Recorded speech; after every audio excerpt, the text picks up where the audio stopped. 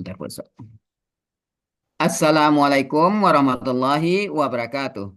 Waalaikumsalam Waalaikumsalam warahmatullahi warahmatullahi wabarakatuh. wabarakatuh. Alhamdulillahirabbil wassalatu wassalamu ala asrafil anbiya'i wal mursalin wa ala alihi wa sahbihi rasulillahi ajmain. Allahumma salli ala Muhammad wa ala ali Muhammad.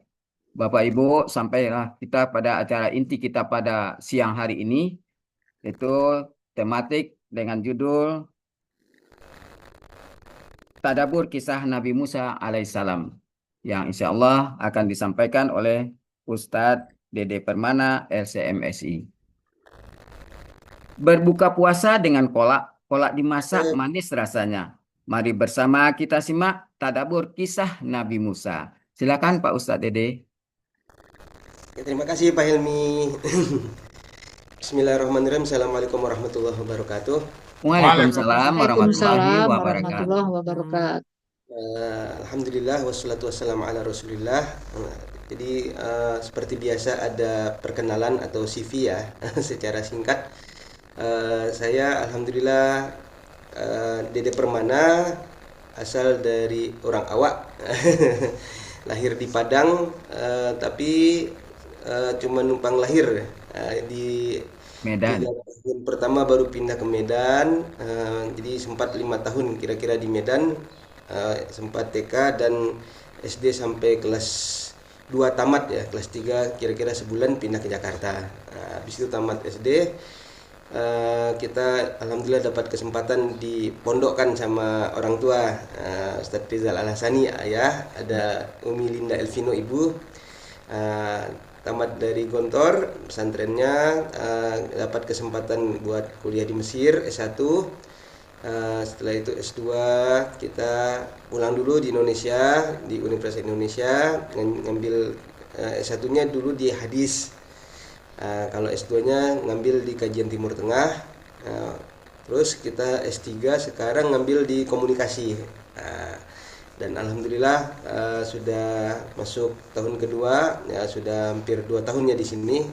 Dan mohon doanya semoga studinya cepat selesai sehingga bisa juga kembali ke Indonesia dan berkontribusi di Indonesia. Jadi masih bangga menjadi WNI dengan paspor hijau.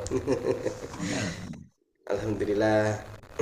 Terus terkait tema hari ini, alhamdulillah kita mau membahas tentang kisah Nabi Musa, dan memang rujukannya itu sangat banyak di Al-Quran ya, ada juga di hadis. Maka saya kasih nama temanya itu Tadabbur Kisah Nabi Musa alaihi salam. Soalnya memang untuk membahas ayat demi ayatnya itu sangat dalam ya, dalam konteks kita belajar kisah Nabi Musa ini. Oke, kelihatan ya share screen-nya. Bintang. Oke, Ya kelihatan. sekarang kita mulai pembahasannya dengan outline sebagai berikut. Jadi ada 10 poin yang mana sebenarnya kalau satu persatu poin ini dibahas rinci waktunya sangat panjang. Saya pernah bahas poin ke 8 ini, menyelamatkan Bani Israel, itu dalam satu pertemuan di khutbah Jumat itu sangat panjang. Tapi nggak apa-apa, kita minimal tahu inti-intinya dulu. Nanti bisa kita lanjutkan dengan tanya jawab di akhir sesi. Oke, yang pertama itu gimana sih suasana ketika Nabi Musa dilahirkan? Pasti bapak-bapak dan ibu-ibu juga sudah banyak mendengar. Di sini kita juga akan membawakan di ayat mana cerita itu. Ternyata memang ceritanya itu yang tentang Nabi Musa banyak ayat Al-Qur'annya, sehingga kita bisa tahu rujukan aslinya seperti apa. Yang kedua tuh dihanyutkan dalam keadaan yang lemah. Ya, betul, masih bayi dihanyutkan di Sungai Nil. Setelah itu ketika dihanyutkan ternyata diasuh akhirnya oleh ibundanya sendiri kembali, tapi di dalam istana atau kerajaannya Firaun. Nah, ini ada gambar di samping kanan, itu memang gambar ibunya yang sudah tersenyum ya, ini karikaturnya. Dan memang ketika ibunya tersenyum itu para orang-orang di istana juga ikut senang karena kok nggak mau ini banyak sekali dibuka audisi atau siapa yang mau menyusui anak ini, ternyata yang mau cuma satu orang. Kan pelong tuh, padahal itu ibu kandungnya. Nah gitu ya. Nah, selanjutnya memang ada juga fase di mana tumbuh dewasa di Mesir. Keempat itu ada fase hijrah ke Madian dan di situ berkeluarga. Selanjutnya setelah sesi awal-awal keluarga itu selesai, ya tentu ingin pulang kampung ya, kan di mana lahir itu nggak mungkin orang bisa memungkiri kenangan-kenangan masa kecilnya, apalagi si banyak keluarga besarnya di situ. Nah, pengenlah berjalan ke sana. Nah, ternyata di situ Allah mengangkat menjadi Rasul. Jadi awalnya pengen perjalanan pulang kampung, tapi kok jadi nomor 7 berdakwah ke Fir'aun, nih serem nih. Nabi Musa kenal siapa Fir'aun, betul-betul ya diktator. Nah ini kita pengen tahu seperti apa secara gambaran yang sudah Allah berikan dalam Al-Qur'annya ya. Nah setelah itu ya Fir'aun juga belum sadar, akhirnya ya sudah selamatkan Bani Israilnya dulu. Ternyata di situ kita sudah sering mendengar kisah tentang mukjizat Nabi Musa bisa menyeberang lautan ya. Nah, menyeberanglah ke dataran Sinai. Nah, dataran Sinai itu yang menjadi tempat terakhir pertemuan Nabi Musa dengan Bani Israel, dan nomor 10 itulah suasana Bani Israel ketika Nabi Musa wafat. Oke. Bismillah, kita mulai ya. Ada ayatnya dalam surat Al-Qasas ya, surat ke-28 ayat 4. Saya baca terjemahnya saja biar menyingkat waktu, soalnya memang banyak sekali nanti ayat-ayat Al-Qur'annya. Bismillah, sesungguhnya Fir'aun telah berbuat sewenang-wenang di bumi dan menjadikan penduduknya berpecah belah. Ini terjemahan saya ambil dari websitenya qurankemenak.go.id ya. Jadi memang bukanlah terjemah sendiri gitu. Kita mengandalkan terjemahan tim ahli dari para pakar-pakar tafsir Indonesia dalam menerjemahkan. Oke, lanjut. Dia menindas segelongan dari mereka, Bani Israel ya, Fir'aun menindas, ya udah jelas itu ya, diktator. Nah, dia menyembelih anak laki-laki mereka dan membiarkan hidup anak perempuannya. Sesungguhnya dia atau Fir'aun termasuk orang-orang yang berbuat kerusakan. Di sini ada riwayat dari penafsir Ibnu Abbas dalam kitab tafsir At-Tabari. Nabi Musa dilahirkan yang mana pada tahun itu terdapat pengawasan ketat terkait kelahiran anak laki-laki. Jika yang lahir anak laki-laki dibunuh, oleh yang perempuan enggak. Jadi ini dari mana landasannya? Dari para peramal ya, tukang-tukang sihir Fir'aun itu dia mentakwilkan mimpi atau mengartikan mimpi bahwa kelak akan ada seorang keturunan dari Bani Israel yang menghancurkan tahta kekuasaannya. Kayak gitu. Fir'aun punya mimpi buruk. Apa nih maksudnya? Akhirnya mereka mengarahkan sebab kamu mimpi buruk itu memang akan ada salah satu anak dari Bani Israel. Jadi ya di sweeping ya, siapa aja Bani Israel yang punya anak laki-laki dibunuh. Seperti itu. Karena di Mesir itu memang banyak anak cucunya Nabi Yakub ya. Israel sendiri kan merujuk kepada nama Nabi Yakub alaihissalam ya. Nabi Yakub itu adalah seorang hamba Tuhan.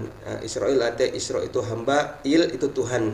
Jadi Bani Israel sebenarnya keturunan anak cucu Nabi Yakub, yang pada pertemuan tematik pekan lalu kita sudah bahas itu sekilas terkait waktu Nabi Yusuf sudah menjadi pembesar di Mesir ya, keluarganya diajak ya, datang ke Mesir. Terkait cerita Nabi Yusuf itu memang panjang juga. Semalam kita sholat tarawih di masjid samping rumah sini, itu baca surat Yusuf dari rakaat pertama sampai habis di rakaat ke-6. Itu hanya membaca surat Yusuf ya. Luar biasa kalau sholat tarawih di sini. Oke. Nah, terus Fir'aun takut sehingga memang disitulah terjadi pembunuhan anak bayi besar-besaran. Nah, terus saya juga menelusuri tentang Nabi Harun. Nah, ternyata Nabi Harun hidup di saat aturan itu belum ada atau sudah tidak ada. Nah, jadi ada dua versi. Ada yang bilang Nabi Musa dulu, baru tahun depannya nggak diberlakukan lagi, Nabi Harun baru lahir. Ada yang bilang Nabi Harun dulu, baru di tahun berikutnya Nabi Musa. Nah, itu kan perbedaan pendapat yang memang tidak terlalu esensial lah dalam kita itu memahami sebuah pelajaran dalam Al-Quran ya. Intinya memang ketika Nabi Musanya lahir, di situ suasananya genting. Oke, kita lanjut. Nah, kemudian di sini ibunya Nabi Musa yang langsung diwahyukan sama Allah. Perintah kami kepada ibumu, letakkanlah dia atau Musa kecil itu di dalam peti. Kemudian hanyutkanlah dia ke sungai Nil. Maka biarlah arus sungai itu membawanya ke tepi. Dia akan diambil oleh musuhku dan musuhnya. Ya kan, Firaun itu kan udah musuhan nih sama semua anak laki-laki. Jadi Nabi Musa itu sebenarnya juga musuhnya Firaun, tapi akan diambil. Dan Allah udah menyatakan Firaun itu musuhnya Allah. Ya kan, aku telah melimpahkan kepadamu kasih sayang dariku dan agar engkau diasuh di bawah pengawasanku. Itu. Jadi setelah titik ini untuk Nabi Musa, kenapa? Alaika. Alaika itu untuk laki-laki, bukan untuk ibunya lagi. Kalau yang di atas iqdhifi, itu masih untuk perempuan, kata kerja bentuk perintahnya. Ya kan? Jadi yang setelah titiknya itu aku telah melimpahkan, wa alqaitu itu untuk Allah sampaikan untuk Nabi Musa. Dan agar engkau diasuh di bawah pengawasanku. Jadi Nabi Musa ketika dihanyutkan, Allah yang mengatakan langsung limpahkan kasih sayang dan diasuh di bawah pengawasanku. Itu di surat Toha ayat 39. Nah, di sini kita bisa lihat ya, Nabi Musa dalam keadaan yang sangat lemah berhadapan dengan air. Nabi Musa selamat. Tapi Fir'aun yang saat itu sedang dalam puncak-puncak kekuatannya dengan bala tentaranya yang kuat, tapi bisa hancur dengan air juga, gitu. Jadi artinya apa? Bukan air yang menyelamatkan atau membinasakan, tapi hubungan dengan Allah yang menentukannya. Itu sebuah faedah dari tafsir ayat ini ya, yang kita bisa tadabburkan. Selanjutnya ayat dalam surat Al-Qasas ayat 7-13 dijelaskan lebih lanjut. Kami mengilhamkan pada ibu Musa, susuilah dia. Jika engkau khawatir atas keselamatannya, hanyutkanlah dia ke sungai Nil. Ini di awal ya. Jadi perempuan itu kalau dalam keadaan tegang, air susunya bisa nggak keluar. Karena saya udah punya anak 2 ya. Jadi saya ngerti suasana itu. Maksud Allah itu susuilah dia. Coba tenang, coba dalam keadaan sekitar kamu itu lagi ada sweeping tentara Fir'aun masuk ke rumah ngecek anak bayi laki-laki, kamu tenang aja, kamu tetap fokus untuk bisa ngasih nutrisi buat bayi yang baru lahir ini, ya kan. Tapi ternyata memang ya, seorang perempuan itu punya kasih sayang yang besar buat anaknya. Jadi Allah kasih opsi yang kedua, kalau memang belum bisa untuk disusukan sendiri, ya sudah, masih khawatir kan atas keselamatannya, hanyutkanlah dia ke sungai Nil dalam sebuah peti yang mengapung. Jadi bukan hanyut tanpa peti ya, ada alasnya, ada semacam kendaraan kecilnya. Di situ Allah bilang wala takhafi, dan janganlah engkau takut. Itu Allah langsung yang menjamin ya. Janganlah pula bersedih, wala tahzani. Kalau untuk laki-laki la tahzan, tapi untuk ibu-ibu perempuan wala tahzani. Nah, ini memang Allah langsung yang ngasih wahyu kepada ibunya Nabi Musa. Tapi bukan berarti ibunya Nabi Musa adalah nabi, tapi memang ada tokoh-tokoh dalam Islam yang bisa mendapatkan petunjuk langsung dari Allah sebelum Nabi Muhammad SAW, termasuk ibunya Musa ini. Di situ Allah sampaikan, sesungguhnya kami pasti mengembalikannya kepadamu dan menjadikannya sebagai salah seorang rasul. Nah, terbukti kan, kemudian keluarga Fir'aun memungutnya agar kelak dia menjadi musuh dan penyebab kesedihan bagi mereka. Nah, itu dia ya. Memang ini yang menjadi skenario Allah.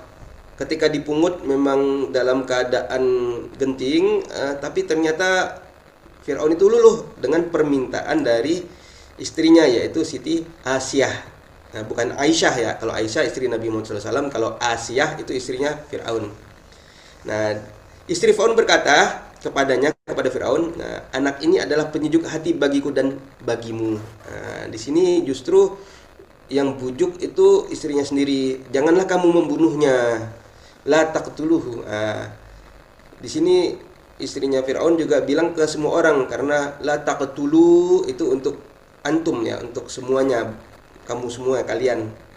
Nah, mudah-mudahan dia memberi manfaat bagi kita atau kita mengambilnya sebagai anak. Nah, gitu ya. Natakhidahu walada, kita jadikan dia anak angkat. Nah, mereka tidak menyadari bahwa anak itulah Musa yang kelak menjadi sebab kebinasaan mereka. Wahum la yash'urun ya, dan mereka tidak menyadarinya. Oke, lanjut.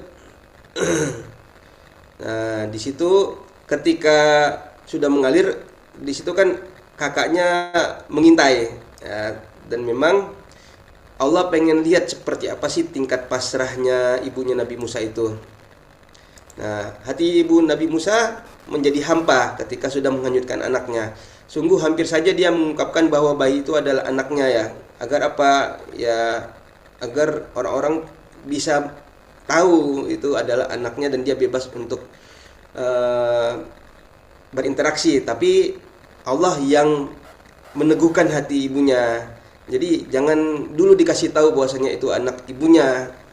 Biarlah orang-orang di istana Fir'aun itu merasa itu adalah anak angkat kebanggaan mereka, dan ibunya Nabi Musa ini datang sebagai ibu susu.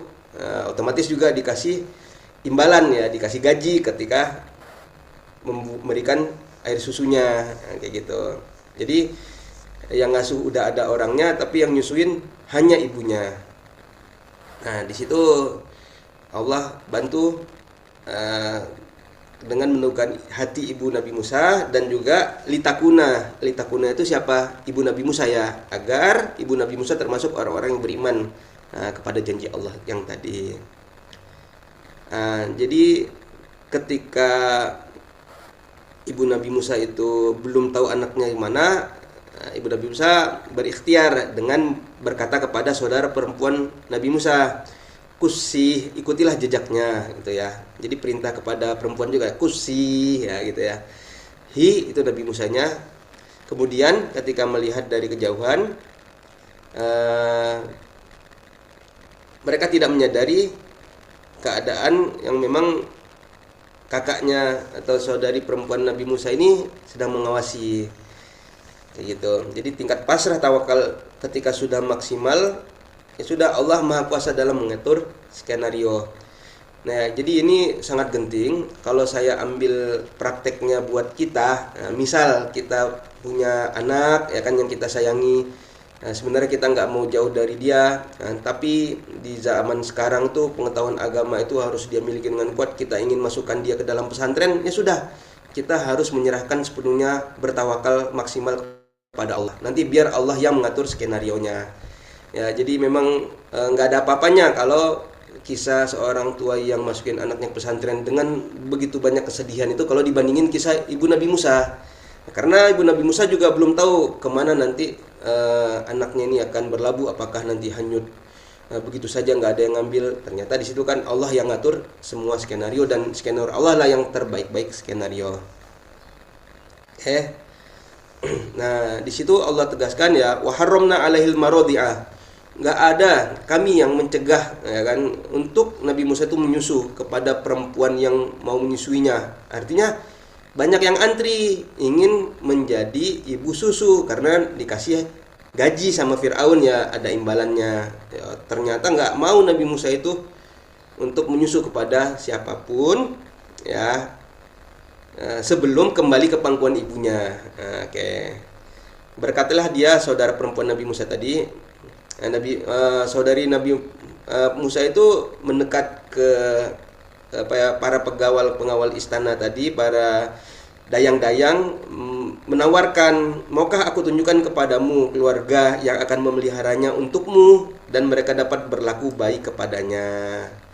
Nah, akhirnya apa? Mereka setuju dan farodadnahu ila ummihi. Lalu kami kembalikan Nabi Musa itu kepada ibunya, agar senang hati ibunya serta tidak bersedih, dan agar dia mengetahui bahwa janji Allah adalah benar. Tapi kebanyakan mereka tidak mengetahuinya. Nah, Nabi Musa memang bertahun-tahun tumbuh di Mesir sampai muda. Di sini kita lihat di dalam surat Asy-Syu'ara itu ayat 18, Fir'aun sendiri yang menyatakan, bukankah kami telah mengasuhmu dalam lingkungan keluarga kami waktu engkau masih bayi, gitu ya, dan engkau tinggal bersama kami beberapa tahun dari umurmu. Nah, ini dikatakan sama Fir'aun ketika Nabi Musa sudah datang dalam misi dakwahnya sebagai rasul ya. Jadi di situ Fir'aun heran, kamu udah dididik dari kecil, kita ajak tradisi kita, kenapa kok kamu yang nyuruh meninggalkan ajaran-ajaran nenek moyang kerajaan Fir'aun, kan kayak gitu. Sekarang ajarannya sudah sepakat untuk menjadikan Fir'aun Tuhan, kenapa kamu yang nggak paham tentang ajaran ini? Nah, itu kan logikanya Fir'aun ya. Padahal apa? Nabi Musa sudah Allah jaga, kan tadi kata Allah yang akan mengasuhnya. Fir'aun hanya sekedar tempat di mana Nabi Musa tumbuh, tapi Nabi Musa tidak terpengaruh oleh akidah, oleh ajaran-ajaran Fir'aun, sehingga Nabi Musa masih memiliki hati yang bersih dalam keimanan. Jadi meskipun Nabi Musa berada tenang di dalam istana Fir'aun, namun beliau masih memikirkan nasib kaumnya Bani Israel, ya kan, karena memang sangat terpojokkan ya. Bani Israel saat itu lebih banyak yang menderita sebagai budak, sebagai orang kelas 2 lah, sebagai orang-orang yang hampir tidak dipandang oleh kerajaan Fir'aun, karena Fir'aun itu memang dari Kipti ya, dari orang-orang yang tinggal asli di Mesir lebih lama daripada Bani Israel yang datang belakangan dari zaman Nabi Yakub, Nabi Yusuf dahulu. Oke. Nah, terus setelah tumbuh dewasa di Mesir, ada periode selanjutnya bahwasanya ketika sudah remaja, Nabi Musa hijrah ke Madian dan berkeluarga. Betapa bedanya ya, jomplang yang sebelumnya itu tinggal di istana, semua fasilitas ada, terus pindah ke rumah biasa yang di sana ada ternaknya, harus bekerja, kan kayak gitu. Betul-betul ini sebuah pembiasaan mental dari Allah ya, untuk bisa kuat mentalnya, jangan cuman manja di istana. Banyak pejabat-pejabat kita yang mungkin dulu dia dilahirkan dari anak pejabat juga, ketika sudah besar dia nggak tahu ceritanya gimana hidup susah, jadi sulit untuk menghasilkan kebijakan-kebijakan yang mendukung rakyat kecil. Nah, jadi Nabi Musa di sini diminta sama Allah dengan skenarionya Allah juga untuk pindah ke lingkungan rakyat jelata, jangan di istana terus. Itu dia ya rahasia Allah kenapa Nabi Musa masih terjaga akidahnya, masih terjaga akhlaknya, nggak jadi sombong. Nanti di ayat 14-28 dari surat Al-Qasas didetailkan kisah Nabi Musa muda, seperti apa proses pindah atau hijrahnya itu.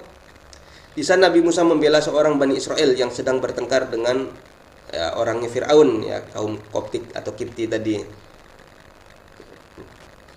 Nah, ini sampai perjanjian kerja dengan mertuanya yang memang kata para ahli tafsir itu mertuanya Nabi Syuaib ya, sampai selesai. Setelah selesai perjanjian kerja, setelah menikah itu kan harus kerja dulu. Setelah selesai baru Nabi Musa ingin kembali lagi ke Mesir, tapi ternyata jadi Rasul. Oke, jadi prosesnya pindah kita bisa bahas sama-sama.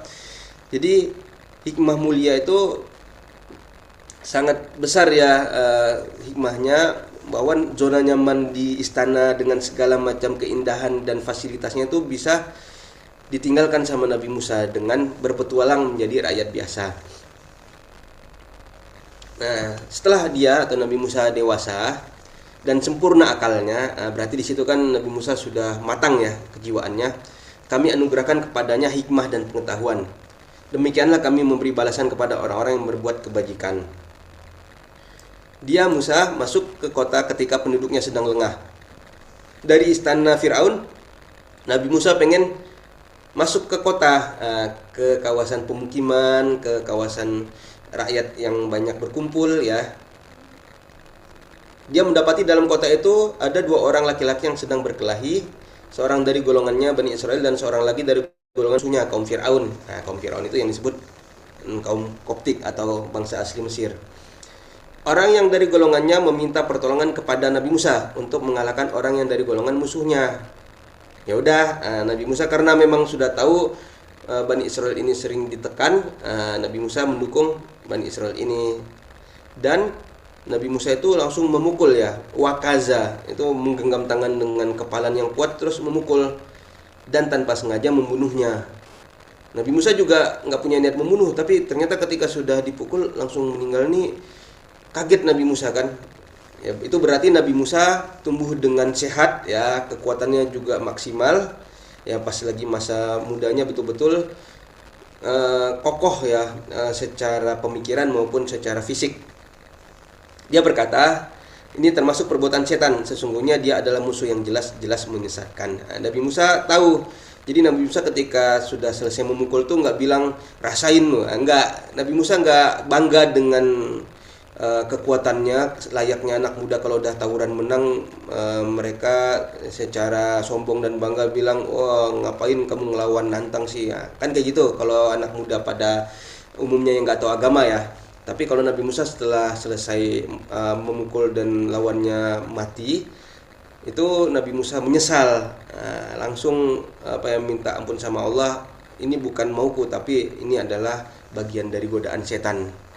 Setan itu musuh yang jelas-jelas menyesatkan. Terus Nabi Musa tobat, ya Tuhanku, sesungguhnya aku telah menzalimi diriku sendiri. Jadi zalim kepada diri sendiri yaitu berbuat sesuatu yang Allah murkai. Maka ampunilah aku. Dia Allah lalu mengampuninya. Diampuni ya. Sesungguhnya dialah yang Maha Pengampun lagi Maha Penyayang. Udah selesai tuh, Nabi Musa udah tobat insaf. Terus Nabi Musa bertekad dengan sungguh-sungguh, ya Tuhanku, karena nikmat yang telah Engkau anugerahkan kepadaku, ya tadi ya pikiran yang matang, ada hikmah yang dikasih dan juga tenaga yang kuat ya. Tuntunlah aku sehingga aku tidak akan menjadi penolong bagi orang-orang yang berbuat durhaka. Ya, yang berantem itu pasti mereka durhaka. Kenapa tidak dalam keadaan tenang untuk menyelesaikan masalah kayak gitu ya. Nah, di sini orang yang Allah beri kebijakan, hikmah dan ilmu itu ketika berbuat salah, ini pelajarannya. 1, menyesali kesalahan, tidak bangga dan sombong ketika dinasihati ya. Nah, nanti memang akan ada nasihat ya di ayat berikutnya. Yang kedua, tidak ingin menggunakan nikmat yang Allah beri untuk kejahatan. Jangan sampai kita punya kekuatan ya, baik harta, fisik maupun kekuatan lainnya, kekuatan ilmu kita pakai untuk yang baik, jangan sampai kita pakai untuk yang buruk. Terus yang ketiga, memohon kepada Allah agar tidak lagi menolong orang yang berbuat durhaka. Nah, di sini ketika Nabi Musa memohon, Allah kasih petunjuk pada peristiwa yang berikutnya. Ya, jadi Allah uji lagi Nabi Musa pada momen berikutnya, lulus nggak dalam ujiannya. Nah, di sini ya. Karena peristiwa itu tadi, Nabi Musa tahu kan orang-orang sudah membicarakan ada yang mati terbunuh nih, siapa pembunuhnya. Udah mulai ada investigasi dari masyarakat. Jadi Nabi Musa ketakutan berada di kota tersebut sambil menunggu akibat dari apa yang dilakukannya. Kalau dituntut, Nabi Musa pasang badan nih misalnya. Tiba-tiba orang yang kemarin meminta pertolongan, Bani Israel yang kemarin pernah ditolong Nabi Musa datang lagi, teriak-teriak meminta pertolongan lagi kepadanya. Musa berkata kepadanya, sesungguhnya engkau adalah orang yang jelas-jelas sesat. Kenapa kamu kok minta tolong lagi? Ternyata berantem lagi. Dasar kamu orang yang sesat gitu kan. Ya jangan berantem lah harusnya kan gitu. Akhirnya apa? Nabi Musa pengen nolong lagi, tapi dalam keadaan Nabi Musa itu ya niatnya ingin membela ya. Kalau memang ternyata harus berantem, apa boleh buat, daripada kita yang diserang, kita nggak punya pertahanan, otomatis kita harus bertahan, menyerang juga. Nah, ternyata Nabi Musa hendak memukul lagi orang yang berbeda, karena yang pertama kan udah mati, yang kedua ini pengen dipukul lagi. Tapi orang yang mau dipukul tadi ya dari kaumnya Fir'aun berkata, "Wahai Musa, apakah engkau bermaksud membunuhku sebagaimana kemarin engkau membunuh seseorang?" Nah, di sini Nabi Musa baru sadar, ternyata informasi itu sudah kemana-mana, udah viral. Nabi Musa bunuh orang, bukan cuma sekedar ada orang mati, siapa pelakunya belum tahu. Nah, engkau hanya bermaksud menjadi orang yang berbuat sewenang-wenang di negeri ini. Nah, Nabi Musa udah dituduh dengan perbuatan yang sewenang-wenang ya, padahal Nabi Musa nggak bermaksud untuk itu. Jadi Nabi Musa juga dituduh yang kedua tidak bermaksud menjadi salah satu dari orang-orang yang mengadakan perdamaian. Nah, jadi ngajak ribut mulu nih Nabi Musa, gitu kan. Itu nasihatnya dari seorang yang mau dipukulnya. Nabi Musa tahu kan kalau orang ini dipukul ada kemungkinan mau mati langsung lagi gitu. Ternyata Nabi Musa menahan diri. Datanglah seorang laki-laki yang datang bergegas dari ujung kota. Dalam Al-Quran nggak disebutkan namanya, tapi dia betul-betul penasihat yang sangat baik dan menjadi salah satu sebab Nabi Musa bisa hijrah. Apa katanya? "Wahai Musa, sesungguhnya para pembesar negeri sedang berunding tentang engkau untuk membunuhmu." Jadi kabar kamu itu sudah membunuh orang sudah dibicarakan dan akan dieksekusi secepatnya. Kalau kamu tidak mengambil langkah untuk keluar dari negeri ini, kamu akan bisa disidang dengan sangat tragis kayak gitu, tanpa dimintai keterangan dulu ya. Jadi sidang yang adil kan dimintain keterangan dulu apakah pembunuhannya sengaja atau tidak. Ini enggak, ini sudah melakukan ya tamirun. Berarti apa? Berunding tentang ingin membunuh, bukan ingin meminta tabayun. Nah, itu dia masalahnya. Jadi sangat genting nih. "Maka lekaslah engkau keluar dari kota ini. Sesungguhnya aku termasuk orang-orang yang memberi nasihat kepadamu." Akhirnya maka keluarlah dia Nabi Musa dari kota itu dengan rasa takut dan waspada ya. Lihat kanan, lihat kiri, jangan sampai ada orang yang langsung meneriaki ini Nabi Musa mau kabur. Itu ya. Dia berdoa, Nabi Musa berdoa, "Ya Tuhanku, selamatkanlah aku dari kaum yang zolim." Ya, harusnya keadilan itu dijunjung tinggi dengan bertabayun minta keterangan. Ini malah tidak, hanya ingin main hakim sepihak. Padahal Allah udah mengampuni Nabi Musa dari perbuatan Nabi Musa yang nggak sengaja membunuh tadi, padahal ingin melindungi ya, niat baiknya. Oke. Poin pertama yang kita ambil pelajarannya, Nabi Musa tidak ingin berada dalam konflik. Orang yang minta tolong sempat disalahkan. Jadi jangan sampai Nabi Musa terlibat konflik lagi gitu ya. Jangan sampai Nabi Musa pas ada orang yang kemarin minta tolong, "Oh, kamu berantem lagi, sini ayo kita hajar yang berikutnya." Nggak kayak gitu ya. Jadi Nabi Musa tetap menyalahkan orang yang minta tolong itu. Artinya apa? Nabi Musa bukanlah orang yang demen cari keributan ya. Terus yang kedua, petunjuk Allah tidak selalu datang dengan cara yang kita sukai. Kadang berupa kritikan pedas seperti tuduhan bahwa Nabi Musa ingin membunuh lagi, bersenang-wenang, dan tidak ingin perdamaian.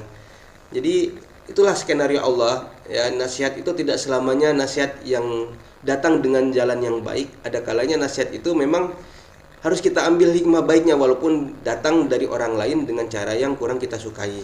Nabi Musa sudah merasakan itu dan nabi-nabi lainnya juga merasakan, termasuk Rasulullah SAW. Tapi di situ tetap mengambil hikmah yang baiknya karena Allah pasti menginginkan yang terbaik dari setiap peristiwa. Yang ketiga, Nabi Musa menyadari bahwa informasi meninggalnya orang Koptik atau Mesir tadi kemarin sudah menyebar dari perkataan orang yang kedua mau dihajar tadi gitu ya. Yang keempat, orang yang datang memberikan nasihat yang penting untuk memulai fase hijrah ke Madian itu sudah datang, sehingga sudah saatnya untuk mengambil pelajaran dan juga bisa membuat suatu keputusan yang sangat besar untuk masa depan. Nah, akhirnya Nabi Musa menuju ke arah negeri Madian. Seraya berdoa, "Semoga Tuhanku membimbingku ke jalan yang benar." Ya, memang situasi di Mesir dengan adanya Bani Israel yang selalu gap sama orang asli Mesir itu tidak kondusif untuk tumbuh berkembang. Jadi Nabi Musa sambil memang menyelamatkan diri keluar, Nabi Musa ingin dilindungi Allah untuk mendapatkan jalan yang benar. ketika sampai di sumber air negeri Madian, nah sampai nih di negeri Madian, tepatnya itu pas di sebuah sumber mata air, yaitu sumur. Kalau ditanya Madian itu di mana, para penafsir juga berbeda pendapat. Ada yang di utara Saudi, di daerah Tabuk, ada yang di daerah Jordania. Nah, tapi memang masih di radius itu ya, sekitar negeri Syam itu. Nah, dia menjumpai di sana sekumpulan orang yang sedang memberi minum ternaknya. Nah, jadi ada orang yang lagi antri pengen ngambil air di sumur untuk kasih minum ternak. Nah, di belakang orang-orang itu ya kan ada 2 orang perempuan yang sedang menghalau ternaknya dari sumber air. Artinya apa? Kita tunggu dulu, jangan sampai kita nyerobot antrian, ya kan. Memang ternak-ternaknya udah haus tuh.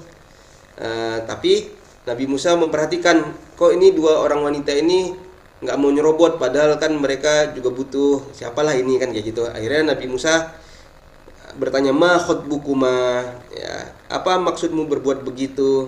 Nah, kedua perempuan itu menjawab, kami tidak dapat memberi minum ternak kami sebelum para pengembala itu memulangkan ternaknya. Jadi kalau pengembala yang lain itu masih di dekat sumur itu, ya kami nggak bisa. Soalnya apa? Ya kami susah untuk berkerumun bareng sama laki-laki gitu ya. Ya gimana dong, masalahnya apa? Kami nggak bisa lama-lama juga di sini, sedangkan ayah kami adalah orang tua yang telah lanjut usia. Kami harus cepat-cepat pulang biar apa? Orang tua kami nggak kepikiran kenapa kok lama banget gitu ya. Artinya ada isyarat minta tolong. Nah, disitulah Nabi Musa membantu, maka Musa memberi minum ternak kedua perempuan itu. Ya, Nabi Musa langsung bisa ikut mengambil airnya dengan tertib, ya tidak masalah kan Nabi Musa berbondong sama laki-laki. Setelah selesai minum ternak ya sudah, dia kemudian berpindah ke tempat yang teduh. Ya jadi si 2 perempuan ini kembali ke rumahnya, bertemu ayahnya Nabi Musa. Ya sudah, nggak ada janji mereka akan datang lagi atau apa. Yang penting Nabi Musa sudah selesai nolong, alhamdulillah udah selesai aja gitu kan. Nah itulah ciri-ciri orang yang ikhlas, ya kan, nggak ada pengen tahu nama kamu siapa, nggak ada pas dapat kesempatan apa namanya tuh saat ini dia lagi sendiri, padahal sebatang kara di negeri yang asing, bukan negerinya, ya kan, dia kabur juga dalam keadaan yang ketakutan. Harusnya kan dia mintalah, saya minta tolong dong, ada tempat tinggal atau enggak, kan kayak gitu ya. Tapi apa, Nabi Musa tetap meminta kepada Allah. Nah ini ya, Nabi Musa berdoa sama Allah, semua doa-doa yang Nabi Musa katakan pasti didengar Allah. Ya kan, banyak doa-doa Nabi Musa yang Allah sampaikan kepada kita di Al-Quran. Jadi jangan pernah meremehkan doa-doa kita walaupun itu kecil. Artinya jangan pernah menganggap doa kita itu nggak didengar. Semua doa-doa kita pasti didengar Allah. Nah, tinggal Allah membalas doa kita itu dengan cara yang Allah inginkan, bukan selalu dengan cara yang kita inginkan. Nah, di situ ya Nabi Musa berdoa, ya Tuhanku, sesungguhnya aku sangat memerlukan suatu kebaikan, ya rezeki pastinya, yang Engkau turunkan kepadaku.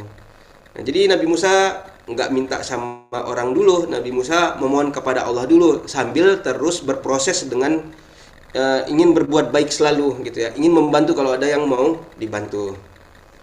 Ternyata nggak lama, lalu datanglah kepada Musa salah seorang dari kedua perempuan tadi, sambil berjalan dengan malu-malu. Ya pasti ya, anaknya seorang nabi pasti punya akhlak kenabian yang memang selalu diajarkan oleh ayahnya, terutama wanita. Disitulah karena ayahnya nggak bisa datang, sudah tua ya, jadi anaknya yang datang. Nah, si anak perempuan ini mengatakan, sesungguhnya ayahku mengundangmu untuk memberi balasan sebagai imbalan atas kebaikanmu memberi minum ternak kami. Jadi Nabi Musa setuju dengan panggilan undangan tadi. Nabi Musa mendatanginya dan menceritakan kepadanya kisah dirinya. Nabi Musa terus terang apa adanya ya. Nah, namanya kontak batin antar orang yang soleh pasti udah tahu nih kenapa kok bisa kabur dengan keadaan yang ketakutan seperti itu. Ini orang baik atau enggak. Dan juga Nabi Musa kan juga belum tahu nih orang yang menyambutnya adalah orang yang baik atau enggak, atau jangan-jangan orang ini punya niat jahat untuk membawa Nabi Musa kembali lagi ke kerajaan Firaun, nanti dapat imbalan gitu ya kan. Nabi Musa dalam keadaan yang sudah most wanted lah istilahnya, sangat-sangat dicari ya, DPO di Mesir itu. Tapi Nabi Syuaib di sini mengatakan la takhaf, janganlah engkau takut. Najauta, engkau telah selamat minal qaumiz zalimin, dari orang-orang yang zalim itu. Nah, Nabi Syuaib di sini memberikan jaminan keselamatan, bahwasanya beliau mengatakan beliau bukan orang yang zalim dan beliau bisa memberikan bantuan apa yang Nabi Musa ingin perlukan, kan kayak gitu. Nah, ternyata ya kan salah satu di antara anak perempuan itu berkata, "Wahai ayahku," ini langsung proposal dari hati ya. "Pekerjakanlah dia," gitu. "Sesungguhnya sebaik-baik orang yang engkau pekerjakan adalah orang yang kuat lagi dapat dipercaya." Jadi cerita para ahli tafsir ini, si anak perempuan ini betul-betul anak yang pemalu dan nggak pernah ngomongin tentang laki-laki yang bukan muhrim. Lah kok tiba-tiba ini dia ngomongin laki-laki nih. Ini jarang banget, pasti ada sesuatu dari laki-laki ini. Ini seorang bapak nalurinya langsung main ya. Anak saya kok nggak pernah ngomongin tentang laki-laki, tapi kok kali ini dia perhatian sama laki-laki itu. Ya sudah, nah, langsung dijawab, gayung bersambut. Dia, ayah kedua perempuan itu, berkata, "Sesungguhnya aku bermaksud menikahkanmu." Langsung to the point ya. Nggak lagi cuman sekedar basa-basi di sini dulu lah beberapa saat, nggak, karena sudah tahu ya aura orang baiknya di dalam diri Nabi Musa. Akhirnya ayah itu langsung nembak ya, "Mau nggak menikahkan salah seorang dari kedua anak perempuanku?" Nggak cuma ditawarin anaknya, ditawarin kerja juga, dengan ketentuan bahwa engkau bekerja kepadaku selama 8 musim haji, tamaniyah hijaj ya. Jadi musim haji itu sudah ada di zaman Nabi Musa. Karena apa? Karena itu syariat dari zaman Nabi Ibrahim. Datang ke Ka'bah sudah ada. Tinggal syariat yang ada di zaman sebelum Nabi Muhammad SAW memang ada perbedaan pastinya ya. Cuman masyarakat Arab sudah tahu ada yang namanya musim haji. Kayak gitu. Jadi dalam sekitar 8 musim haji atau 8 tahun itu, jika engkau menyempurnakannya jadi 10 tahun, itu adalah suatu kebaikan darimu. Yang saya wajibin 8 tahun aja. Kalau kamu mau nambah 2 tahun lagi, ya terserah kamu. Itu kamu yang punya keputusan dan itu baik ya. Jadi ya insya Allah engkau akan mendapatiku termasuk orang-orang yang baik. Kayak gitu. Nabi Musa udah tahu keadaan seperti apa yang akan Nabi Musa jalani, dan Nabi Musa menerimanya. Dzalika baini wa bainak, kata Nabi Musa, itu adalah perjanjian antara aku dan engkau ya, yang mana saja dari kedua waktu itu yang ditentukan, yang bisa aku sempurnakan, maka tidak ada tuntutan atas diriku lagi.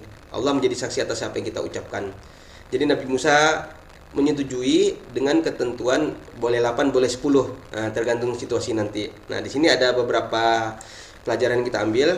Jadi tadi ya, doa-doa Nabi Musa direkam oleh Allah. Tidak ada doa yang berlalu begitu saja dengan kembali hampa ya.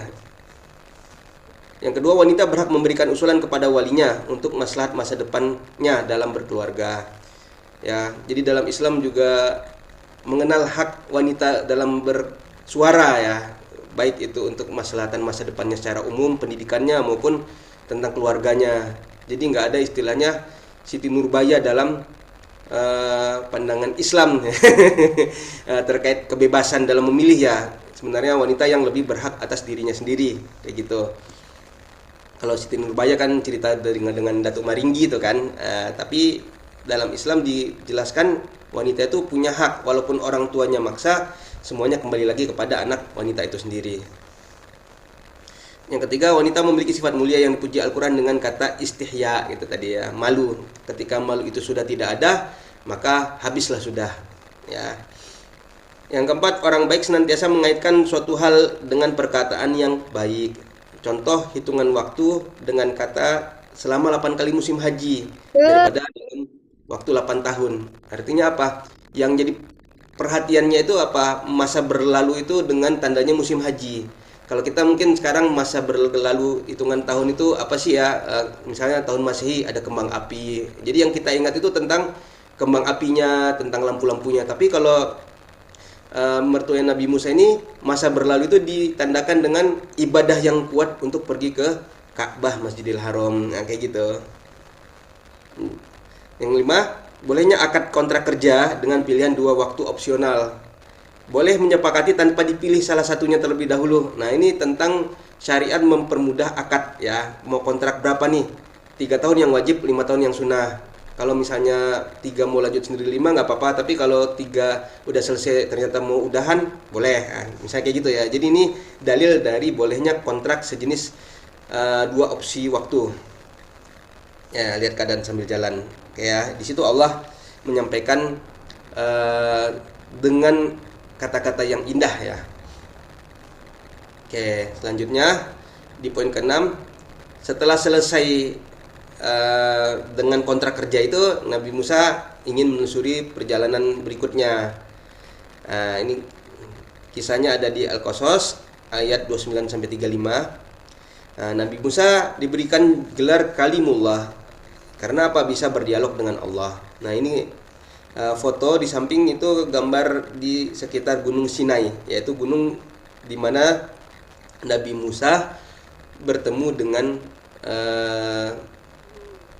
cahaya, yang mana di situ ada suara dari Allah Subhanahu wa taala. Nah, cuman bukan di sini persisnya, kita nggak tahu ya. Pasti yang lebih tahu itu Allah. Jadi ini gambarannya, bahkan tidak ada satupun manusia yang bisa tahu titik persisnya di mana Nabi Musa dulu berdialog dengan Allah. Adapun mereka-reka itu wajar ya. Kemungkinan di sini kenapa? Karena ada syajarah mubarakah, ada pohon yang diberkahi dan seterusnya dan seterusnya. Itu pendapat para ahli tafsir. Tapi Nabi Muhammad SAW pun nggak pernah menetapkan titiknya di mana ya.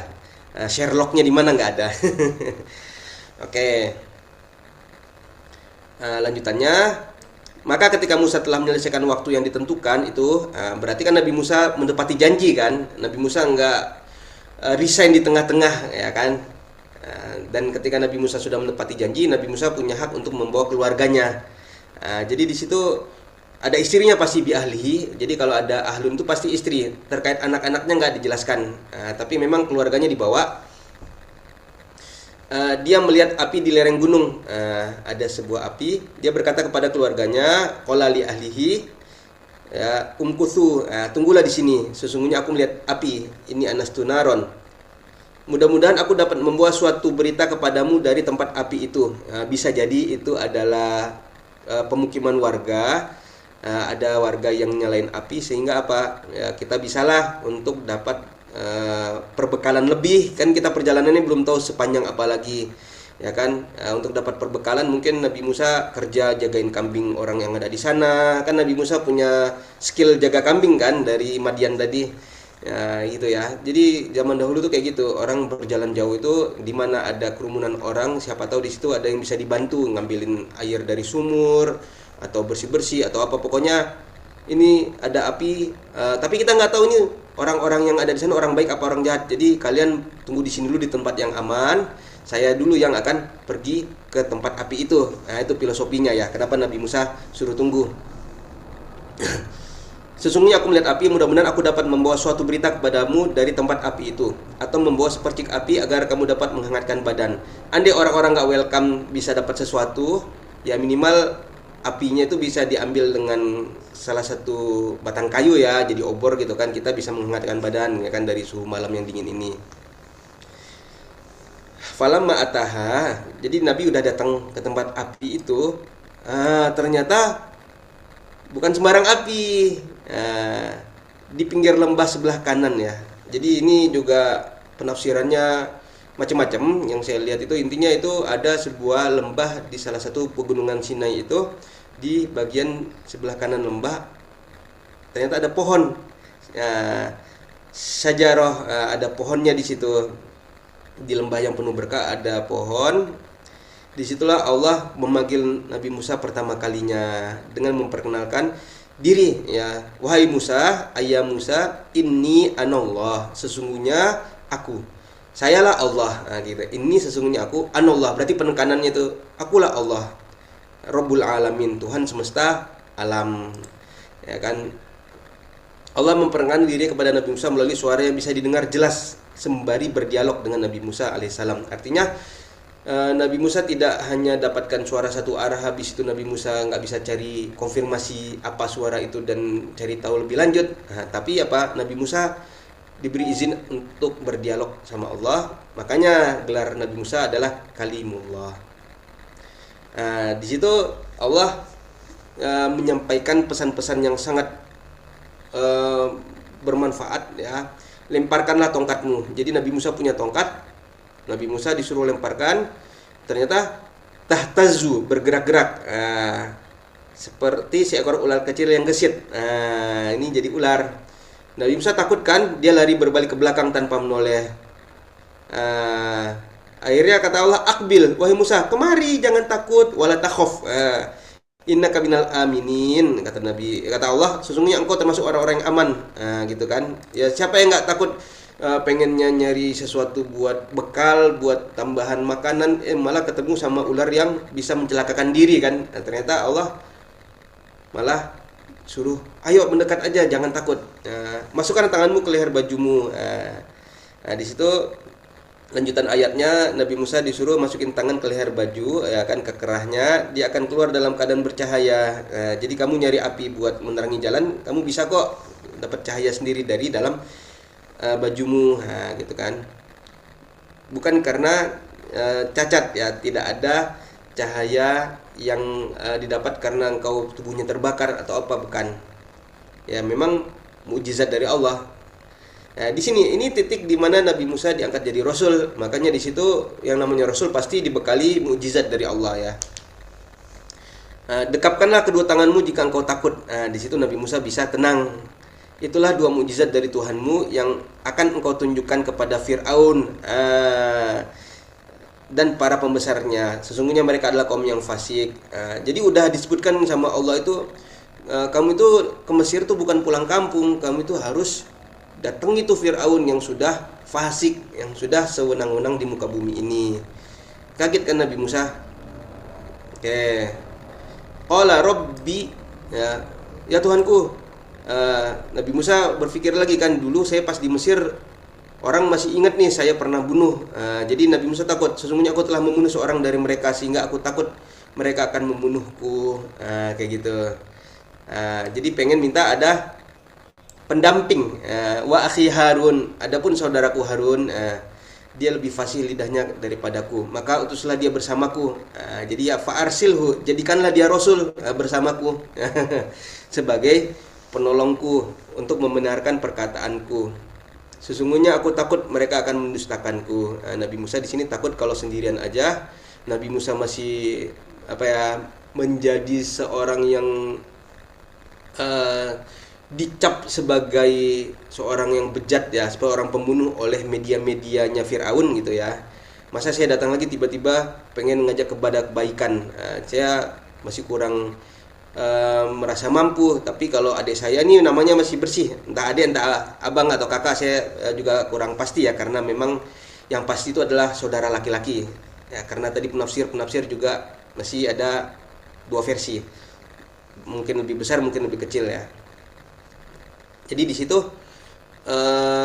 adik saya ini atau saudara laki-laki saya itu bisa menemani saya membenarkan perkataanku. Sesungguhnya aku takut mereka akan mendustakanku.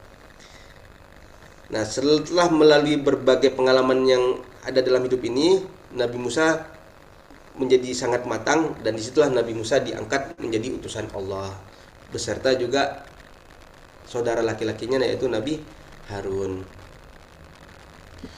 Oke, kata Allah, kami akan menguatkanmu dengan saudaramu. Oke, berarti kan proposal itu diterima, dan kami akan berikan kepadamu berdua hujjah atau mukjizat.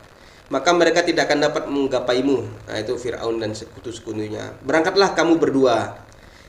Jadi di situ sudah dapat mandat dari Allah dengan membawa mukjizat kami. Kamu berdua dan orang-orang yang mengikutimu adalah para pemenang. Oke, sudah Allah katakan. Ya, tapi ya pasti deg-degan juga ya, takut juga. Makanya Allah kasih tahu tadi, gekapkanlah dua tanganmu, nanti ketakutanmu berkurang. Siapa yang nggak takut ya? Fir'aun itu main tunjuk aja udah bisa langsung orang terbunuh, ya kan?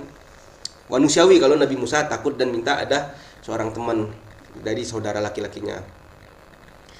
Jadi nomor satu, Allah mengabulkan permintaan Nabi Musa agar disertai seorang penolong yang lebih fasih ketika berbicara, yaitu saudara laki-lakinya Harun. Ini pelajaran yang bisa kita ambil. Pelajaran kedua, ketika Allah memberikan tugas kepada kekasihnya, maka fasilitas pendukung pelaksanaannya atau mukjizat dan juga hujjah atau argumennya pasti sudah disertakan. Tiga, tidak ada jaminan yang lebih hebat daripada jaminan Allah, pasti ya. Mulailah berdakwah ke Fir'aun. Di sini yang kita ambil pelajarannya, berdakwah tetap harus lembut. Dalam Islam itu Nabi Musa menjalankan perintah Allah untuk tetap berdakwah dengan santun dan lembut.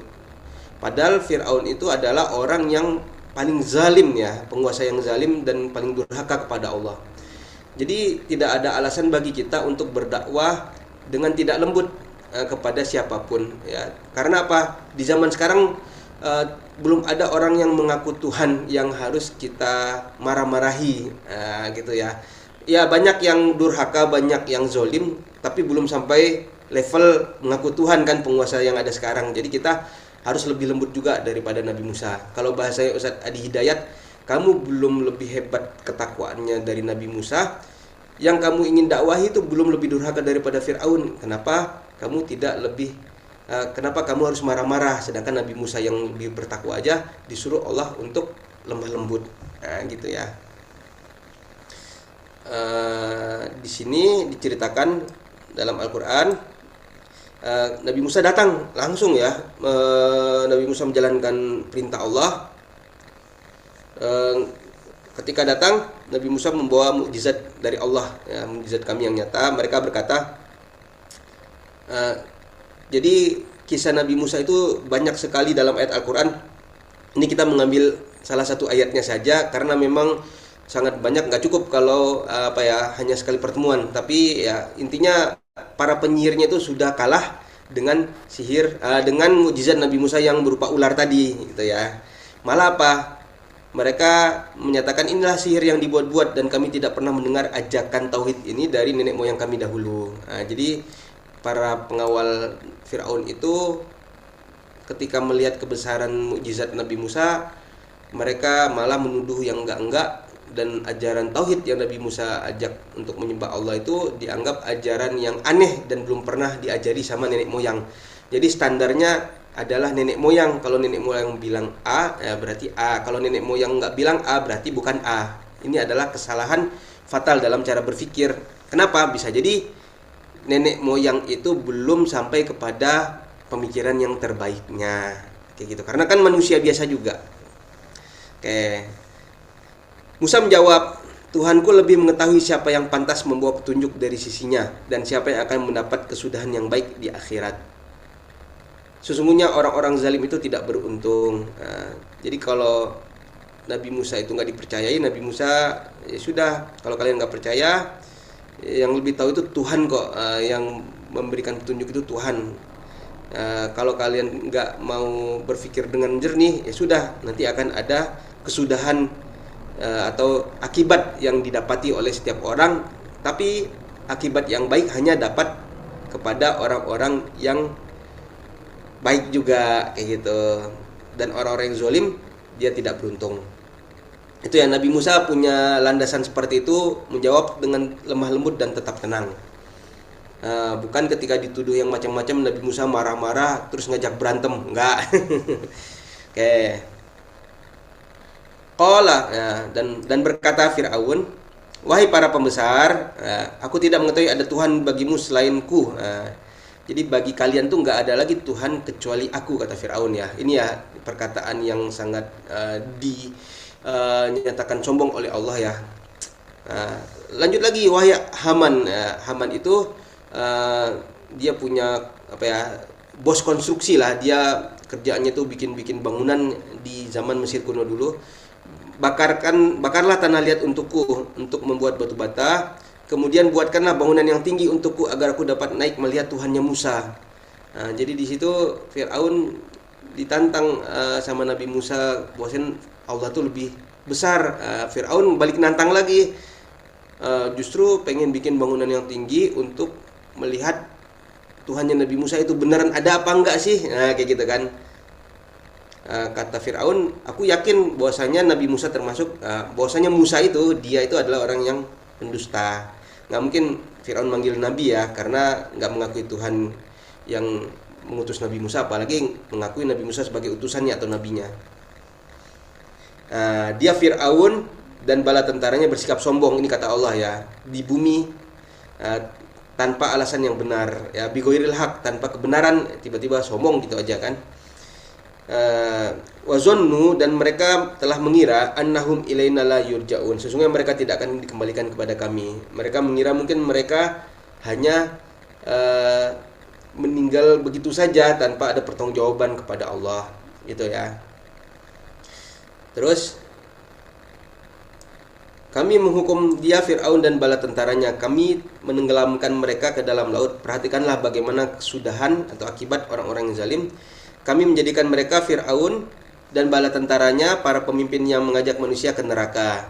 Pada hari kiamat mereka tidak akan ditolong. Nah, di sini ada kata-kata Allah yang menetapkan Fir'aun nanti sudah pasti masuk neraka. Bahkan bukan cuman masuk sendirian, tapi juga mengajak pengikut-pengikutnya atau yang sama sifatnya dengan dia itu ke neraka juga. Itu dia ya. Pernah ada satu pembahasan, Fir'aun itu sudah taubat, karena waktu mau tenggelam Fir'aun itu bilang saya beriman dengan Tuhan yang diimani oleh Bani Israel. Jadi ada yang bisa menyimpulkan dari statement itu Fir'aun sudah taubat, dan kan ada dalilnya orang yang sudah beriman kepada Allah walaupun sekecil atom itu dia tidak akan masuk neraka kan kayak gitu. Nah, tapi sayangnya di sini Fir'aun pas udah mau tenggelam baru sadar dan tidak ada jalan keluar lagi. Makanya di situ Allah menyatakan nanti Fir'aun masuk neraka loh. Jangan sampai kita mengakui Fir'aun itu udah tobat dan diterima, akhirnya bisa kok masuk surga. Itu bertentangan dengan ayat ini ya. Bahkan apa? Allah pun juga memberikan laknat kepada mereka di dunia. Laknatnya ya dengan ditenggelamkannya itu, pada hari kiamat mereka termasuk orang-orang yang dijauhkan dari rahmat Allah. Jadi memang seperti itulah, ketika tidak ingin menerima kebenaran yang dibawa oleh Nabi Musa, akhirnya Fir'aun kesudahannya kita sudah paham bersama-sama. Dan Bani Israelnya yang diselamatkan ketika apa? Sudah terpojok di pinggir laut itu, Bani Israel menyangka dia akan tertangkap oleh Fir'aun dan kembali dipekerjakan sebagai budak. Ternyata perkataan Nabi Musa yang terkenal itu, yang Allah abadikan dalam surat Asy-Syu'ara ayat 62, kalla inna ma'iya rabbi sayahdin. Tunggu dulu, sekali-kali kita tidak akan tertangkap oleh kerajaan Fir'aun tadi dengan tentaranya. Sesungguhnya bersamaku ada Tuhanku. Ini ya, salah satu kata yang sangat mahal. Kalau kita bersama Allah, kita tidak perlu takut. Nabi Musa saja beserta Bani Israel yang sudah terpojok itu tidak ada jalan keluar, masih bisa Allah berikan jalan keluar. Dia akan memberikan petunjuknya kepadaku. Dan nyata Allah perintahkan sama Nabi Musa untuk bisa memukulkan tongkatnya ke laut dan akhirnya terbelah. Nah, kami jadikan Bani Israel bisa melintasi laut itu, lalu Fir'aun dan bala tentara mengikuti mereka untuk menganiaya dan menindas. Jadi maksud tujuan Fir'aun untuk ngikut masuk ke laut juga untuk menganiaya dan menindas Bani Israel itu lagi. Nah, ternyata Bani Israel itu sudah selesai nyebrang semuanya. Nah, Fir'aun yang dia itu hampir tenggelam, baru dia berkata, aku percaya bahwa tidak ada Tuhan selain yang telah dipercaya oleh Bani Israel, dan aku termasuk orang-orang Muslim yang berserah diri kepadanya. Dia ngaku Muslim kan? Di situ Allah langsung bertanya balik, al-ana. Gitu. Kalau al-ana itu sekarang, tapi a-nya yang depan itu dua, dijadikan satu mad badal. Artinya apa? A yang pertama itu apakah? Apakah sekarang? Atau apakah baru sekarang kamu beriman, wahai Fir'aun? Padahal sungguh kamu telah durhaka sejak dahulu, dan kamu termasuk orang-orang yang berbuat kerusakan. Jadi itu tadi niat awal mengejar Bani Israel itu bukan saya ingin dapat petunjuk juga dari Nabi Musa, jadi saya pengen ngikutin Nabi Musa buat apa? Buat dapat petunjuk, bukan. Ya orang ngejarnya itu untuk menindas lagi kan. Nah, itulah gara-gara niatnya itu bukan untuk ngejar Nabi Musa biar bisa dekat-dekat dengan Nabi, dapat petunjuk, dapat hidayah.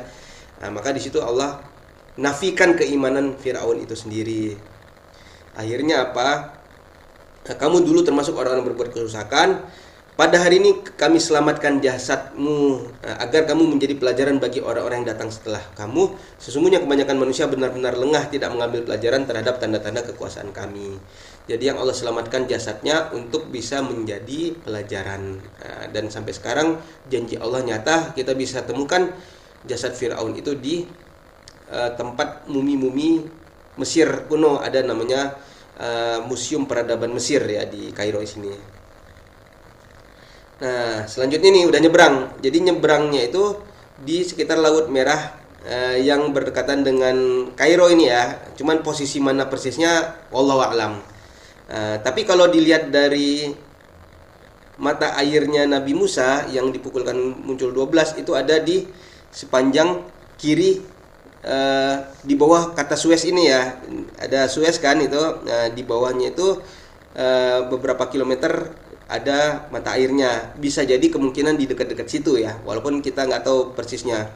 Nah, saya pernah ke situ sekitar tahun 2009, ketemu sama sumurnya, dan saya tuh ngelihat laut yang ada di samping sumur itu ya, sambil merasakan auranya. Disinilah dahulu laut itu pernah terbelah, disinilah dahulu orang-orang itu lari kabur, disinilah dahulu Fir'aun itu dengan angkuhnya ingin mengejar buat menangkap, ternyata tenggelam. Kebayang itu suasananya dalam pikiran ya, merinding juga. Ya, nah disitulah ya, ketika Bani Israel itu sudah sampai ke dataran Sinai, ya, dia datar ya. Ada dataran rendahnya, ada dataran tingginya berupa pegunungan. Nah, ini yang segitiga terbalik itu. Jadi antara Kairo dengan Palestina. Nah, di situ kalau kita ke Google Maps pasti tulisannya itu bukan Palestina, makanya dicoret merah aja. Sampingnya itu ada Jordan, di bawah Jordan ada Tabuk, itu daerah Saudi yang ada garis hitam itu. Dari Hakel itu perbatasan Saudi sama Jordan. Aqaba itu di Jordan. Nah, ini yang segitiga terbalik ini yang kita kenal sekarang dengan istilah dataran Sinai. Jadi dekat dari Kairo, masih masuk negara Mesir, secara internasional diakui sebagai dataran Asia. Ya, jadi Afrika itu baru mulai di terusan Suez. Ya, ini kan ada bacaan Suez, ada Ismailia itu garis terusannya sampai ke atasnya itu ada Bor Said atau Port Said. Oke, itu baru ke Laut Tengah atau Laut Mediterania. Kalau yang bawahnya Suez ini Laut Merah ya. Oke. Nah, Bani Israel itu Allah perintahkan dalam surat Al-Baqarah ayat 60 itu makan dan minum dari rezeki Allah yang ada di sana. Jangan berbuat jahat agar tidak ada kerusakan di bumi. Ya kan, sudah banyak kerusakan. Kalian ketika ada di Sinai ini berbuat baiklah, makan dan minum dari apa yang ada, disyukuri apa yang ada, dan sudah dikasih air. Ya kan, itu kan sudah betul-betul fasilitas dari Allah. Kalau manusia nggak bisa minum itu sangat pendek waktunya, tapi kalau ada air belum dapat makanan bisa dicari, ya kan, bisa untuk berbaur dengan masyarakat sekitar untuk berbuat baik ya, menolong masyarakat sekitar, nanti dikasih imbalan sebagai gantinya ya kan, makanan ataupun pakaian dan seterusnya. Oke, itu ya pesan Allah. Nah, di sini ada mata airnya ya kan. Ingatlah ketika Musa memohon curahan air untuk kaumnya, lalu kami berfirman, pukullah batu itu dengan tongkatmu. Maka memancarlah darinya batu itu, dari batu 12 mata air, langsung isnata asyrota, 12 mata air. Setiap suku telah mengetahui tempat minumnya masing-masing. Makan dan minumlah rezeki yang kami berikan, atau yang diberikan Allah, dan janganlah melakukan kejahatan di bumi dengan berbuat kerusakan. Akhirnya mereka punya 12 mata air, jadi sesama Bani Israel itu nggak berebut lagi, kayak jadi mereka udah bisa akur. Tinggal ke yang lain, orang-orang penduduk sekitar yang harus mereka akur. Jangan sampai mereka suka berantem seperti zaman Nabi Musa dulu masih di Mesir, dikit-dikit berantem gitu ya. Ya mungkin ya karena sifat Bani Israel yang pintar itu ya suka adu mulut sama orang-orang asli yang tinggal. Mungkin itu juga yang membuat mereka di zaman modern ini nggak betah tinggal di Eropa. Kenapa? Karena ketika mereka berbaur dengan orang-orang sekitar yang ada di Eropa, ya baik itu di Polandia, baik itu di negara Finlandia atau sebagainya, ya mereka kan merasa lebih pintar dari orang-orang penduduk lokal. Jadi suka cekcok. Kalau gitu kita bikin negara sendiri deh. Akhirnya Palestina lah yang dijajah. Nah, kira-kira gitu ya. Makanya Allah pesan, udah berbuat baik, jangan berbuat kerusakan di muka bumi ini. Oke. Jadi di situ masih ada Nabi Musa dan Nabi Harun. Itu loh, dibersamai, didampingi untuk bisa terus berbuat baik dan istiqomah. Ya, diajak Nabi Musa untuk berbuat baik, akhlaknya diperbaiki ya, tapi ya Nabi Musa sebagai manusia, sebagai rasul hanya bertugas menyampaikan. Gitu ya. Nah, sayangnya apa? Nah, ini Bani Israel minta dibuatkan sesembahan. Padahal udah jelas-jelas Allah yang disebutkan sama Nabi Musa sebagai Tuhan. Ya, masalahnya mereka nggak bisa ngelihat gitu ya. Sampai Nabi Musa sendiri pada akhirnya minta sama Allah untuk diperlihatkan wujud Allah, tapi nggak bisa. Karena kita masih di dunia ini punya indera yang terbatas. Oke. Setelah kami seberangkan, itu kan menyelamatkan ya konsepnya ya, konteksnya. Ketika mereka sampai kepada suatu kaum yang masih tetap menyembah berhala, mereka Bani Israel berkata, "Wahai Musa, buatlah untuk kami Tuhan berupa berhala, sebagaimana Tuhan-Tuhan mereka." Musa menjawab, "Sesungguhnya kamu adalah kaum yang bodoh." Ini terjemahan Kemenak ya, bukan saya yang nulis ya. Ya, tulisan Arabnya juga ayat Al-Quran, "Qala innakum qaumun tajhalun." Kalian sungguh orang-orang yang tajhalun, itu kalau kita mau bahasa halusnya yang berlaku bodoh gitu, atau yang tidak mengaktifkan otaknya kayak gitu ya. Tapi kalau udah kaum yang bodoh itu udah stempel tuh, kaum yang bodoh, bukan saat ini saja bodoh tapi udah ke akar-akarnya gitu. Saking marahnya Nabi Musa ya, gimana sih dari awal sampai akhir sekarang itu saya sebutin Tuhan kita Allah, Tuhan kita Allah, masih aja pengen ikut-ikutan nyembah sesembahan yang dibuat oleh manusia. Jadi Bani Israel meminta untuk dibuatkan patung yang menjadi representasi dari Tuhan, sebagaimana orang di daerah tersebut memiliki patung-patung yang mereka sembah. Nabi Musa tidak menyetujuinya pasti, dengan memberikan peringatan bahwa hal tersebut membuat Bani Israel tidak berpikir secara benar apa hakikat Tuhan yang disembah. Jadi di situ Nabi Musa juga kewalahan, minta sama Allah petunjuk lagi. Nah, akhirnya Allah panggil Nabi Musa untuk bermunajat selama 40 malam ya. Jadi Nabi Musa meninggalkan kaumnya ada Nabi Harun pastinya ya. Jadi nggak liar juga sebenarnya sendirian, ada Nabi Harun yang saat itu bisa membersamai. Kemudian kamu Bani Israel menjadikan patung anak sapi, udah dicegah tapi tetap mereka bangun patung anak sapi itu sebagai sesembahan setelah kepergiannya Nabi Musa. Dan kamu menjadi orang-orang yang zalim. Ini surat Al-Baqarah ayat 51. Nah, ini udah kita liatin juga di pertemuan sebelumnya. Ya, ini patung anak sapi Samiri ya. Ada patung-patung yang lain yang mereka buat dari perhiasan macam-macam ya, ada yang bentuknya sapi juga dan yang lain. Tapi yang perhiasan itu pasti dipakai orang kan, susah untuk ditemukan sekarang. Tapi kalau yang berbentuk batu masih ada peninggalannya di dataran Sinai itu. Nah, ini ada gambar anak kecil dan ukuran patung anak sapi besar ya di belakang anak kecil ini. Nah, setelah Bani Israel meminta untuk dibuatkan patung yang menjadi representasi dari Tuhan itu, Nabi Musa tidak menyetujuinya tadi kan, terus memberikan peringatan. Malah mereka ngambil kesempatan dalam kesempitan untuk membuat patung anak sapi ketika Nabi Musa dipanggil Allah ke gunung Sinai selama 40 malam. Ini ada satu momen lagi ya kan, di mana Nabi Musa itu sudah mempersiapkan segalanya dan kaumnya diajak untuk bisa masuk ke tanah yang diperintahkan Allah. Nah, ini memang tanah Palestina ya, yang memang sudah Allah perintahkan, dan di dalamnya ada tanah yang memang sekarang kita kenal dengan Masjidil Aqsa. Nah, di situ ya, ini memang pembahasannya dalam ya. Kita bahas sekilas wahai kaumku, masuklah ke tanah suci Baitul Maqdis yang telah Allah tentukan bagimu. Ya, jadi Allah sudah tetapkan kalian harus masuk ke sana karena di Sinai ini daerah gurun, nggak berkembang, kalian itu nggak bisa membuat pertanian, nggak bisa membuat pemukiman, kalian masih bergantung sama penduduk lokal yang juga SDA-nya terbatas, ya air juga kurang. Kalian pergilah ke tempat yang Allah perintahkan, yaitu di tanah Palestina yang sekarang kita kenal ya. Waktu itu penduduk yang tinggal adalah penduduk Kan'an. Jadi mereka juga bukan penduduk asli Bani Israel ini yang ada di Palestina itu. Penduduk Kan'an tuh menyembah berhala saat itu. Jadi di situ Allah sudah tetapkan ada sebuah lokasi yang bisa dipakai untuk tempat tinggal, tapi syaratnya satu, masuk dan berjuang. Nabi Musa siap nih berjuang, ayo kaumku Bani Israel kita berjuang bersama-sama, seraya berdakwah untuk orang-orang Kan'an itu tidak menyembah berhala lagi. Pasti dihadang dan pasti harus bertempur, karena apa? Orang Kan'an kuat-kuat juga gitu ya. Janganlah berbalik ke belakang karena takut kepada musuh, nanti kamu menjadi orang-orang yang rugi. Kaumnya berkata apa? Wahai Musa, sesungguhnya di dalamnya ada orang-orang yang sangat kuat dan kejam.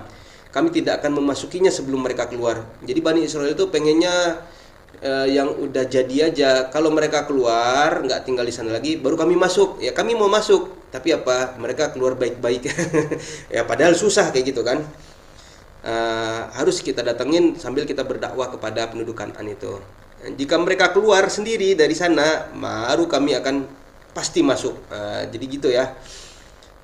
Terus apa? Ada dua orang ini beriman ya kan, dan mereka juga takut terhadap nikmat yang sudah Allah berikan kepada mereka. Jangan sampai kita punya kekuatan kita nggak pakai untuk berdakwah kepada kaum Kan'an ini. Jadi mereka berdua bertakwa, mendapatkan nikmat. Mereka berdua yang memotivasi, mendukung. Masukilah pintu gerbang negeri ini untuk menyerang mereka, penduduk yang ada di Baitul Maqdis itu, yang ada di daerah sekitar Palestina yang saat itu penduduknya juga kuat-kuat. Jika kamu memasukinya, kamu pasti akan menang. Karena sudah ada janji dari Allah, pasti kita menang. Masa kita nggak percaya? Kan kayak gitu. Cuman kan Bani Israel ini imannya juga tidak semuanya sempurna ya. Ada yang sempurna, ada yang tidak. Jadi kalau kita mendengar kisah perang Badar, perang Uhud, perang Khandaq, itu para sahabat Nabi yang imannya sudah kuat bisa ikut berperang. Kalau imannya masih kurang kuat, pasti ada aja yang tidak ikut perang. Dan itu ada dalam Al-Quran ya, kisah mereka ketika tidak ikut perang, Allah berikan peringatan, ada tuh di dalam salah satu perang.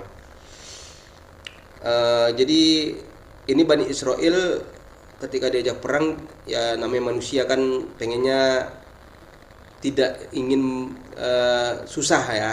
Perang itu pasti banyak kesulitannya, tapi disitulah justru Allah sudah perintahkan, pasti ada hikmahnya dan ada bantuannya. Jika kamu memasukinya, intinya masuk dulu aja gitu, kamu pasti akan menang. Bertakwalah kepada Allah jika kamu orang-orang mukmin. Dua orang ini siapa? Dari kitab ahli tafsir, riwayatnya dari Ibnu Abbas dan Imam Mujahid ya. Ibnu Abbas itu sahabat Nabi, makamnya ada di Taif. Ya, kalau kita umroh atau haji umroh, kita bisa plus Taif. Nah, di situ ada Masjid Abdullah bin Abbas, itu masjidnya besar dan ada makamnya. Ya, kita bisa ziarah. Kalau Imam Mujahid itu tabi'in ya, muridnya Ibnu Abbas. Jadi menurut mereka dua orang yang disebutkan itu adalah yang pertama Yusha bin Nun, seorang nabi. Nah, ini yang terakhir nanti setelah Nabi Musa wafat, Nabi Harun wafat, Nabi Yusha inilah yang berhasil mengajak Bani Israel itu masuk ke Palestina, tapi setelah dihukum 40 tahun dulu tersesat di dataran Cina itu. Yang kedua itu ada namanya Kalib bin Yufana atau Yefune, orang soleh ya. Jadi tidak ada keterangan lebih lanjut apakah nabi, tapi kalau orang solehnya iya.